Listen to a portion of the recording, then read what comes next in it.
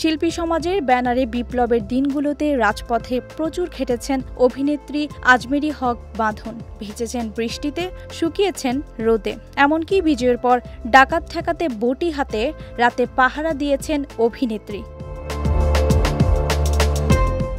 সেসব ছাপিয়ে ভয়াবহ বন্যায় ভাসছে দেশ। এখনো সরব রয়েছেন বাঁধন, চেষ্টা করছেন সাধ্যমতো বন্যার্তদের পাশে দাঁড়াতে, সঙ্গে উদ্যোগ নিচ্ছেন অন্যদেরও সংযোগ ঘটাতে। সেই ধারাবাহিকতায় বাঁধন এবার আহ্বান জানালেন বন্যার্তদের পোশাক সংগ্রহের।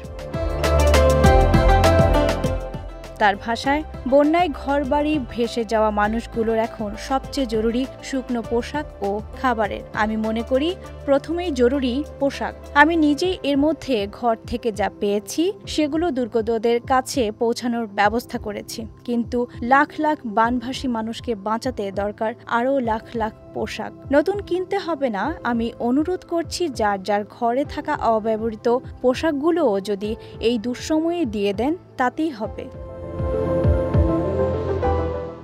এদিকে অভিযোগ রয়েছে, টাকা, খাবার কিংবা পোশাক বিতরণের ক্ষেত্রেও চলছে বিশৃঙ্খলা। কারণ কেউ কিছু দিতে চাইলেও সেটি দেওয়ার নির্ভরযোগ্য মাধ্যম পাচ্ছে না অনেকে। সেটিও বিবেচনা করেছেন জাতীয় চলচ্চিত্র পুরস্কার জয়ী এই অভিনেত্রী। জানিয়েছেন গুলশান নিকেতনের একটি ঠিকানা ও ফোন নম্বর, সেখানে যার যার পোশাক পৌঁছে দিলেই চলে যাবে বন্যার্তদের হাতে। দিয়েছেন ফোন নম্বরও। বাঁধনের এই আহ্বানে সাড়া মিলছে প্রচুর, যেটি তার সোশ্যাল হ্যান্ডেলের মন্তব্যের ঘরে চোখ রাখলেই অনুমেয়। তবে এর মধ্যেও রয়েছে কিছু ব্যতিক্রম প্রতিক্রিয়া।